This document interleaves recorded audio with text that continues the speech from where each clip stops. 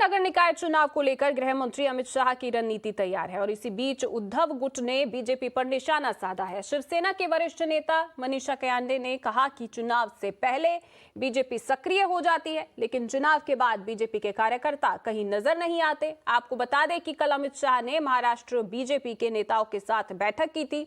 सूत्रों के मुताबिक बैठक में शाह ने बीएमसी चुनाव में 150 से ज्यादा सीटें जीतने का टारगेट रखा है। सूत्रों के मुताबिक बैठक में शाह ने उद्धव ठाकरे पर बड़ा बयान दिया है। शाह ने उद्धव को लेकर कहा कि उन्होंने बीजेपी की पीठ में छुरा घोंपा है। उद्धव को उनकी जगह दिखाने का समय आ गया है। शाह के बयान पर प्रतिक्रिया देते हुए उद्धव गुट ने कहा कि देश के गृह मंत्री को ऐसी भाषा शोभा नहीं देती है। जिस प्रकार की भाषा का उन्होंने उपयोग किया कि हम सबक सिखाएंगे, जमीन दिखाएंगे, बदला लेंगे, इस प्रकार की भाषा का उपयोग माननीय गृह मंत्री के मुंह अच्छा नहीं लगता। ये कोई भारतीय जनता पार्टी का अगर सामान्य कार्यकर्ता कहता है तो हम समझ सकते हैं, मगर ये देश के गृह मंत्री है, उन्होंने इस प्रकार की भाषा का उपयोग नहीं करना चाहिए था। भारतीय जनता पार्टी चुनाव आते ही एक्टिवेट हो जाती है, वरना इनके कार्यकर्ता कहीं नजर नहीं आते। जब लोगों को अपने डे टू डे जो प्रॉब्लम्स है, इसलिए शिवसेना ही जो शिवसैनिक है वो भागकर दौड़कर जाता है किसी भी समस्या में। तब तो भारतीय जनता पार्टी के लोग गायब रहते हैं, मगर जैसे ही चुनाव आते हैं तो उनकी दुकानें खुल जाती है।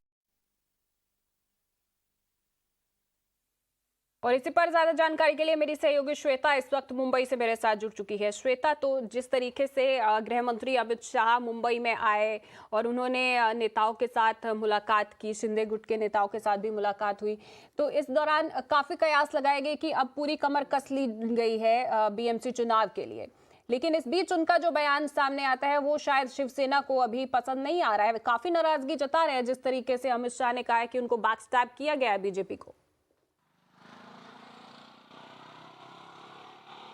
जी बिल्कुल, देखिए जहाँ तक बात करें यूनियन मिनिस्टर और बीजेपी के सबसे बड़े स्ट्रैटेजिस्ट अमित शाह का दौरा जब मुंबई में हुआ था, इसी बात से कयास लगाए जा रहे थे कि अब मुंबई में बीजेपी ने किस तरीके से अपनी कमर कस ली है और आगामी बीएमसी चुनावों को लेकर कितनी ज़ोरों शोरों से तैयारियां हो रही हैं, क्या कुछ रणनीति बनाई जा रही है और ग्रास रूट लेवल पे क्या कुछ काम हो रहा है।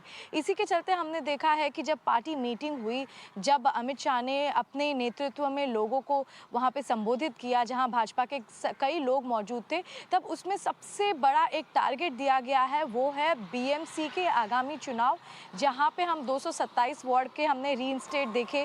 पहले ये 9 वार्ड ज़्यादा थे, अब फिर से ये 227 वार्ड हो गए हैं।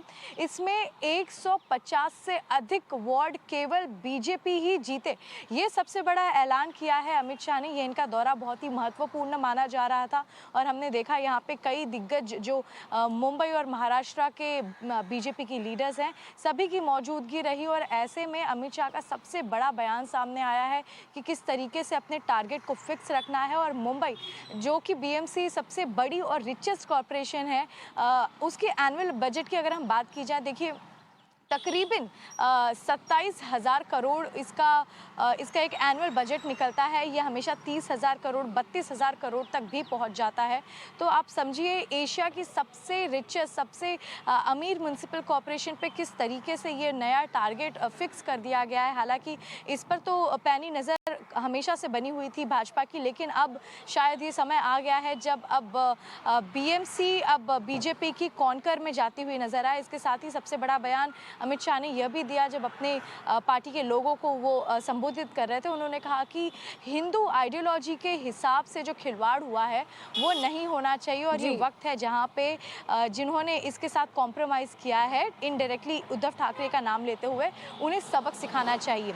इन्हीं सब के ऊपर प्रतिक्रिया देते हुए, एक काउंटर रिएक्शन देते हुए मनीषा कायंदे जो शिवसेना से उद्धव ठाकरे की गुट से हैं, उन्होंने कहा कि ऐसी अशोभनीय भाषा का इस्तेमाल नहीं करना चाहिए। चाहिए। यूनियन मिनिस्टर हैं अमित शाह, इसके साथ ही उन्होंने कहा कि जहां पर ग्रास रूट लेवल की बात की जाए तो जब लोगों को किसी तरीके की मुसीबत होती है वो शिव सैनिक के पास जाते हैं, और यहाँ पर हमने देखा है कि भाजपा के जितने भी लोग हैं उनकी दुकानें केवल प्रमोशंस और इलेक्शन के वक्त ही खुलती हैं। तो ये हमने दोनों गुट की तरफ से और दोनों पॉलिटिकल पार्टीज की तरफ बिल्कुल से एक श्वेता, बड़ा तो बयान देखा बयानबाजी है। भी इस बीच जोरों पर है, लेकिन तैयारियां भी पूरी हैं कि बीएमसी चुनाव को लेकर। बहुत बहुत शुक्रिया आपका इस तमाम जानकारी के लिए।